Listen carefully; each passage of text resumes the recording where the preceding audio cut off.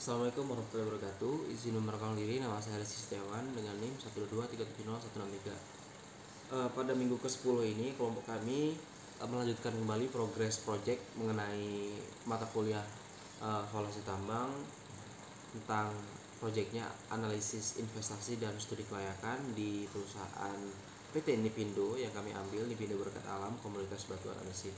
Jadi di minggu ke-10 ini kami melanjutkan mengenai poin investasi. Nah, investasi sendiri menjelaskan pertambangan ini meliputi seluruh kegiatan ataupun tahapan yang mencakup penelitian, pengolahan, serta pengusahaan endapan bahan tambang. Tahapan ini memulai beberapa proses yakni penyelidikan umum, lalu eksplorasi, studi kelayakan, konstruksi, penambangan, hingga pengolahan, serta juga pemurnian, pengangkutan, dan penjualan. Dan juga terdapat aktivitas fase tambang. Selain itu juga investasi ini adalah suatu istilah yang berkaitan dengan konsep keuangan dan ekonomi yang berarti akumulasi aset atau modal dengan harapan mendapatkan keuntungan di masa mendatang. Di investasi sendiri itu mencakup ada modal tetap, modal kerja, dan sumber dana. Untuk modal tetap sendiri, perusahaan yang kami ambil itu membahas mengenai pengurusan perizinan dan eksplorasi yang mencakup uraiannya ada biaya kegiatan eksplorasi dan lain-lain seperti penyelidikan umum, eksplorasi, studi kelayakan, dan operasional produksi serta AMDAL dengan rincian modalnya itu sebesar 2M 500 juta rupiah. Nah, untuk biaya perizinan di modal tetap ini, perizinannya yang pertama izin usaha pertambangan eksplorasi, kemudian izin usaha pertambangan operasi produksi, dan ketiga reklamasi dan penutupan tambang. Jadi total untuk biaya perizinan sebesar 3M 355 juta rupiah. Kemudian yang kedua tuh pembebasan lahan. Nah, pembebasan lahan ini adalah proses yang mencakup pembelian lahan yang dibeli dari pemiliknya sebelumnya yang dihargai sebesar 50 juta per hektarnya. Nah, untuk luas wilayah dari izin usaha kami itu seluas 30 hektar. Jadi diperkirakan untuk pembebasan lahan sebesar 1 miliar 500 juta rupiah. Kemudian untuk yang ketiga itu konstruksi atau rekayasa. Pada konstruksi ini membahas yang pertama ada sarana pendukung serta layanan tambang yang dimana mencakup sarananya itu ada perkantoran seluas 1 hektar, kemudian workshop seluas 200 meter persegi, dan ada lainnya seperti pos pengawas dan sebagainya itu luasnya 4 meter persegi dengan total jumlah biaya yang dikeluarkan itu sebesar 1 miliar 830 juta rupiah. Kemudian di modal tetap juga ada membahas pembuatan jalan tambang itu sebesar 1M.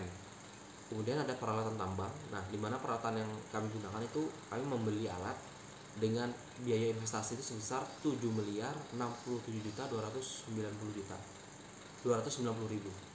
Nah, untuk rincian peralatan yang digunakan yang pertama eksavator pemasuk PC 300, kemudian dump truck Hino 30T, water truck, kemudian full truck Mitsubishi, tower lamp, kemudian grader, kemudian Strada Triton, kemudian ada generator, ada crusher.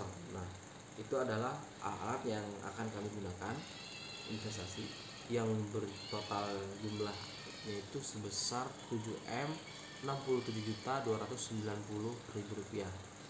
Nah, untuk modal kerja yang kami gunakan, ini modal kerja ini adalah besar biaya produksi untuk tahun pertama penambangan. Biaya ini meliputi biaya tidak langsung dan juga biaya langsung.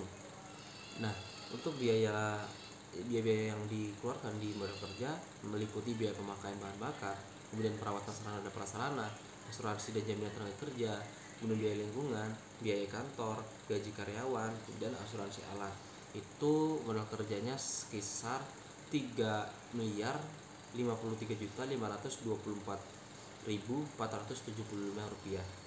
Nah, itu adalah modal kerja yang akan kami gunakan.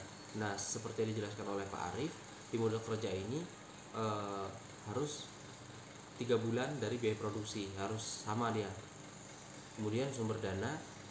Nah, dana yang dibutuhkan itu kan tadi 100%, 70% dari dana pribadi dan 30% dari dana peminjaman. yang dimana modal sendiri itu sebesar 14M 214 juta 70.132,50 rupiah, dan untuk modal pinjaman itu sebesar 6.941.744.342,50 rupiah. Nah, untuk total investasi yang kami gunakan itu sebesar 20.305.814.475 rupiah.